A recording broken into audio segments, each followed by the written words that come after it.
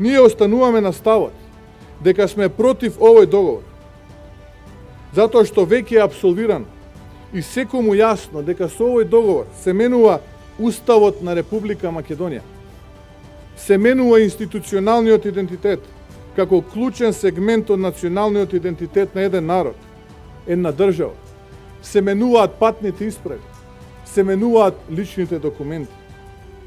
Се прифаќа комисија за разгледување и ревидирање на културата и традицијата, што ќе отпори пат во иднина, која ќе посака јужниот сосед да ги блокира евроатлантските интеграции на државата, да може тоа да го стори кога сака и како сака.